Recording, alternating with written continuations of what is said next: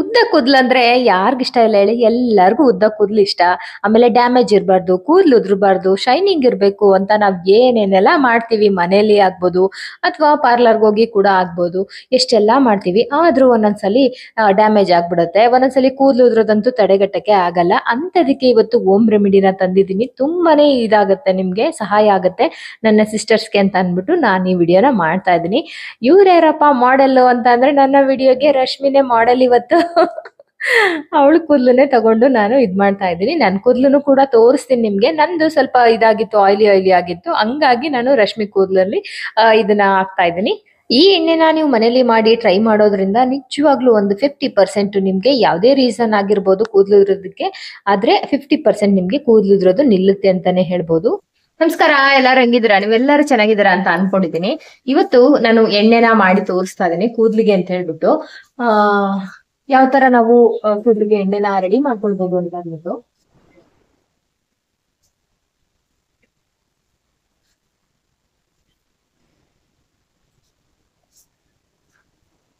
ಕೂದ್ಲು ಉದ್ರೋದಕ್ಕೆ ಒಂದೇ ಸಮಸ್ಯೆ ಅಲ್ಲ. ಅಂದ್ರೆ ಕೂದ್ಲು ಉದುರ್ತಾ ಇದೆ ಅಂತಂದ್ರೆ ನಮ್ಮ ನ್ಯೂಟ್ರಿಷನ್ ನಲ್ಲಿ ಏನಾದ್ರು ಕಮ್ಮಿ ಆಗಿದ್ರು ಕೂಡ ಕೂದ್ಲು ಉದುರುತ್ತೆ, ಅಥವಾ ನೀರಲ್ಲಿ ಚೇಂಜಸ್ ಆದ್ರೂ ಕೂಡ ಕೂದ್ಲು ಉದುರುತ್ತೆ. ಆಮೇಲೆ ಕೆಲವೊಂದ್ಸಲ ಏನಾಗ್ಬಿಡುತ್ತೆ, ನಾವು ಸರಿಯಾಗಿ ಎಣ್ಣೆ ಹಾಕೊಂಡಿಲ್ಲ ಅಥವಾ ಬೇರೆ ಶಾಂಪೂನ ಚೇಂಜ್ ಮಾಡ್ತಾ ಇದ್ರು ಕೂಡ ಕೂದ್ಲು ಉದುರೋದ್ ಸಮಸ್ಯೆ ಬಂದೇ ಬರುತ್ತೆ. ಅದರಲ್ಲಿ ಹಾರ್ಮೋನ್ ಇಂಬ್ಯಾಲೆನ್ಸ್ ಆಗುತ್ತೆ ಹೆಣ್ಮಕ್ಳಿಗೆ, ಅದ್ರಲ್ಲೂ ಕೂಡ ಕೂದ್ಲು ಉದುರುತ್ತೆ. ಯಾವ ಕಾರಣ ಅಂತ ಹೇಳಬೇಕಾಗೋದಿಲ್ಲ.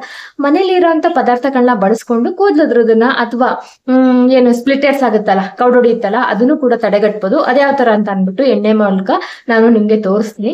ಸಿಂಪಲ್ ಆಗಿ ಎಣ್ಣೆ ಮಾಡಿದೀನಿ. ಇದನ್ನ ಯಾವ ತರ ಮಾಡೋದು ಎಣ್ಣೆನ ಅಂತ ಅಂದ್ಬಿಟ್ಟು ತೋರಿಸ್ಕೊಡ್ತೀನಿ.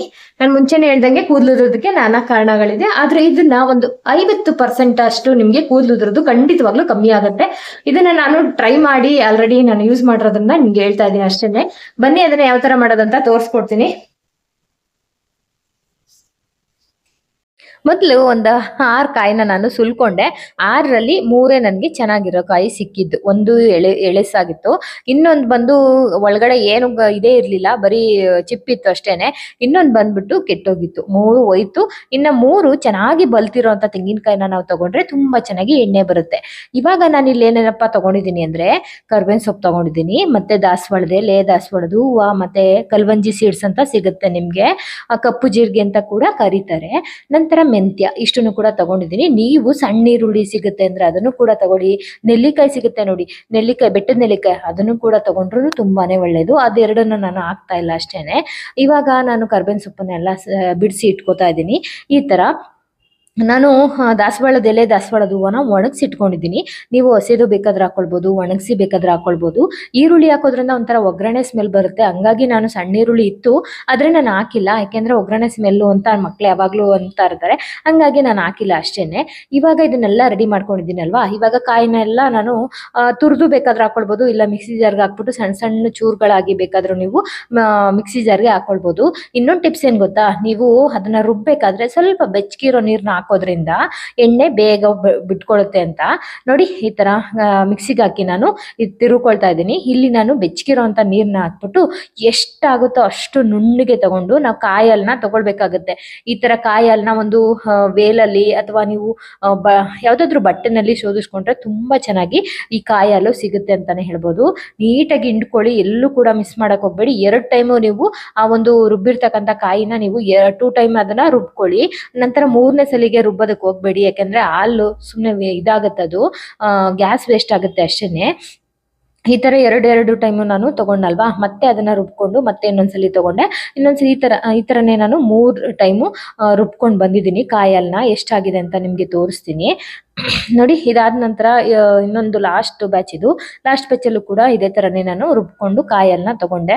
ಇದನ್ನ ನಾವು ಚೆನ್ನಾಗಿ ಕುದಿಸ್ಕೊಳ್ಬೇಕು. ಎಷ್ಟು ಚೆನ್ನಾಗಿ ಕುದಿಸ್ತೀರಾ ಅಂದ್ರೆ, ನೀವು ಏನಾದ್ರೂ ಫೇಸ್ಗೆ ಹಚ್ತೀರಾ, ಮಕ್ಳಿಗಾಗ್ಲಿ ನಿಮ್ಗಾಗ್ಲಿ ಫೇಸ್ಗೆ ಮಾಡ್ಕೋತಾ ಇದ್ದೀರಾ ಅಂದ್ರೆ ಇದಕ್ಕೆ ಏನು ಆ್ಯಡ್ ಮಾಡಕ್ ಹೋಗ್ಬೇಡಿ, ಓಕೆನಾ? ನೀವೇನಾದ್ರೂ ಕೂದಲಿಗೆ ಹಾಕ್ತೀರಾ ಅಂದ್ರೆ ಮಾತ್ರ ನಾನಿಲ್ಲಿ ತೋರಿಸೋಂಥ ಇಂಗ್ರೀಡಿಯೆಂಟ್ಸ್ನ ನೀವು ಬಳಸ್ಕೊಳ್ಳಿ. ನೀವು ಫೇಸ್ಗೆ ಹಚ್ತೀರಾ, ಬರೀ ಪ್ಯೂರ್ ಕೊಕೊನಟ್ ಆಯಿಲ್ ನಿಮ್ಗೆ ಬೇಕು ಅಂದ್ರೆ ಏನು ಹಾಕಕ್ ಹೋಗ್ಬೇಡಿ, ಇದನ್ನೇ ಸುಮ್ಮನೆ ಪ್ಯೂರ್ ಆಗಿ ಕುದಿಸ್ಕೊಳ್ಳಿ. ಇವಾಗ ನಾನು ಏನ್ ಮಾಡ್ತೀನಿ, ಕಲ್ವಂಜಿ ಸೀಡ್ಸು, ಮೆಂತ್ಯನ ರುಬ್ಕೋತೀನಿ. ಇನ್ನು ದಾಸವಾಳದ ಎಲೆ, ದಾಸವಾಳದ ಹೂವು, ಆಮೇಲೆ ಇದು ಕರ್ಬೇವಿನ ಸೊಪ್ಪು ಇಷ್ಟನ್ನು ಕೂಡ ಹಾಕೊಂಡಿದ್ದೀನಿ. ಆಲ್ಗೆನೆ ಹಾಕ್ಬಿಟ್ಟಿದ್ದೀನಿ. ಇದನ್ನ ಹಾಕ್ಬಿಟ್ಟು ನೀವು ನಾನಿಲ್ಲಿ ನಾನ್ ಸ್ಟಿಕ್ನ ಇಕ್ಕಿದ್ದೀನಿ. ಯಾಕೆ ಅಂತಂದರೆ ನೀವೇನಾದರೂ ಸ್ಟೀಲ್ ಇಟ್ಟಿದ್ದೀರಾ ಅಂತಂದರೆ ತಿರುತಾನೇ ಇರಬೇಕಾಗತ್ತೆ, ಇಲ್ಲ ಅಂದರೆ ತಳ ಹಿಡಿಯೋ ಸಾಧ್ಯತೆ ಇರುತ್ತೆ. ಹಂಗಾಗಿ ನಾನ್ ಸ್ಟಿಕ್ ಇಟ್ಟರೆ ಏನು ಟೆನ್ಷನ್ ತಗೊಳ್ಳೋ ಅಗತ್ಯ ಇಲ್ಲ. ನೀವೇನಾದರೂ ಬೇರೆ ಕೆಲಸ ಮಾಡ್ಕೊಳ್ಬೋದು ಆರಾಮಾಗಿ, ಅದ್ರ ಪಾಡ್ಗೆ ಅದು ಆಗ್ತಾ ಇರುತ್ತೆ. ಇವಾಗ ಚೆನ್ನಾಗಿ ಕುದಿಸ್ಬೇಕು. ಎಷ್ಟು ನಿಮಿಷ ಕುದಿಸ್ತೀರಾ ಅಂತಂದರೆ ಎಣ್ಣೆ ಬಿಟ್ಕೊಡುತ್ತೆ ಸುತ್ತ, ನಿಮ್ಗೆ ಅವಾಗ ಗೊತ್ತಾಗುತ್ತೆ. ಅಲ್ಲಿವರೆಗೆ ನೀವು ಕುದಿಸ್ತಾನೆ ಇರಬೇಕಾಗತ್ತೆ. ಈ ಹಾಲೆಲ್ಲ ಗಟ್ಟಿಯಾಗಿ ನಿಮಗೆ ಎಣ್ಣೆ ಸೈಡಲ್ಲೆಲ್ಲ ಎಣ್ಣೆ ಬಿಟ್ಕೊಳುತ್ತೆ. ನಾವು ಈ ಪಲಾವ್ ಎಲ್ಲ ಮಾಡಬೇಕಾದ್ರೆ ಮಸಾಲೆ ಹಾಕಿದಾಗ ಸೈಡಲ್ಲೆಲ್ಲ ಎಣ್ಣೆ ಬಿಟ್ಕೊಳುತ್ತೆ ನೋಡಿ, ಅದೆಲ್ಲ ಚೆನ್ನಾಗಿ ಫ್ರೈ ಆದಾಗ ಆ ಥರ ಎಣ್ಣೆ ಬಿಟ್ಕೊಳುತ್ತೆ. ಇದು ನೋಡಿ ಯಾವ ಥರ ಗಟ್ಟಿ ಆಗ್ತಾ ಇದೆ. ಇವಾಗ ಸೈಡಲ್ಲಿ ನೋಡಿ ಎಣ್ಣೆ ನಿಮಗೆ ಕಾಣಿಸ್ತಾ ಇದೆಯಾ? ಅದಕ್ಕೆ ಹೇಳಿದ್ದು ನಾನ್ ಸ್ಟಿಕ್ ಇಟ್ಟರೆ ಟೆನ್ಷನ್ ಇರಲ್ಲ, ನಾವು ಬೇರೆ ಕೆಲಸ ಮಾಡ್ಕೋಬೋದು. ನೀವೇನಾದರೂ ಸ್ಟೀಲ್ ಇಟ್ಟರೆ ಅಂತಂದರೆ ಸೀದೋಗೋ ಸಾಧ್ಯತೆ ಇರುತ್ತೆ, ತಳ ಹಿಡಿಯೋ ಸಾಧ್ಯತೆ ಇರುತ್ತೆ. ಹಂಗಾಗಿ ನಾನು ಇದೊಂದು ಎಣ್ಣೆ ಮಾಡೋದಕ್ಕೆ ಅಂತ ಮಾತ್ರ ಇದೊಂದು ನಾನು ತೊಗೊಂಡು 10 ವರ್ಷ ಆಗಿರ್ಬೋದು. ಪ್ರೆಸ್ಟೀಜ್ ಅವ್ರದ್ದು. ಎಲ್ಲೋ ಮಾಲ್ಗೆ ಹೋಗಿದ್ದಾಗ ಇದೇನೋ ಇಷ್ಟ ಆಯಿತು ಅಂತ ಅಂದ್ಬಿಟ್ಟು ಇದಕ್ಕೆ ಲಿಡ್ ಕೂಡ ಇದೆ. ಹಂಗಾಗಿ ಇದನ್ನು ತೊಗೊಂಡಿದ್ದು ನಾನು. ಈ ಥರ ಸುತ್ತ ಬರ್ತಾ ಇದೆ. ನನಗೆ ಡೈಲಿ ವ್ಲಾಗ್ ಮಾಡೋಕ್ಕೆ ಆಗ್ತಾ ಇಲ್ಲ, ಯಾಕೆಂದರೆ ಚಂದುಗೆ ಇನ್ನೇನು ಎಕ್ಸಾಮ್ ಸ್ಟಾರ್ಟ್ ಆಗ್ತಾ ಇದೆ. ನಮಗೆ ನಾವು ಓದಬೇಕಾದ್ರೇ ಸಿಲೆಬಸ್ ಬೇರೆ ಇತ್ತು, ಇವಾಗ ಮಕ್ಕಳು ಓದಬೇಕಾದ್ರೇ ಬೇರೆ ಇದೆ.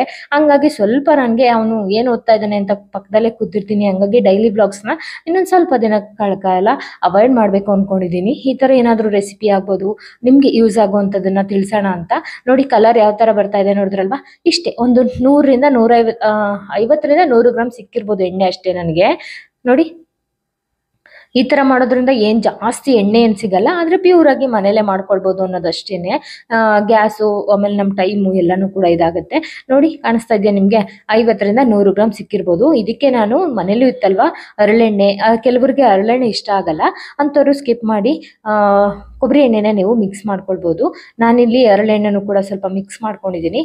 ಇದು ಯಾಕೆಂದರೆ ಇದು ಏನು ನಾವು ಇದನ್ನು ಬಳಸ್ತೀವಲ್ವ ಕರ್ಬೇವಿನ ಸೊಪ್ಪು, ಕಣ್ಣು ಉರಿಯುತ್ತೆ, ಹೀಟಲ್ವ ಅದು, ಕಣ್ಣು ಉರಿಯುತ್ತೆ. ಆವಾಗ ಸ್ವಲ್ಪ ಹರಳೆಣ್ಣೆನೂ ಕೂಡ ಹಾಕಿ ಬಳಸೋದ್ರಿಂದ ತುಂಬಾ ಒಳ್ಳೆಯದು. ಈ ಮಾಡೆಲ್ ನೋಡಿ ಇವ್ರನ್ನೇ ನಾನು ಮಾಡೆಲ್ ಮಾಡ್ಕೊಂಡ್ಬಿಟ್ಟಿದ್ದೀನಿ ನನ್ನ ವಿಡಿಯೋಗೆ, ರಶ್ಮಿ.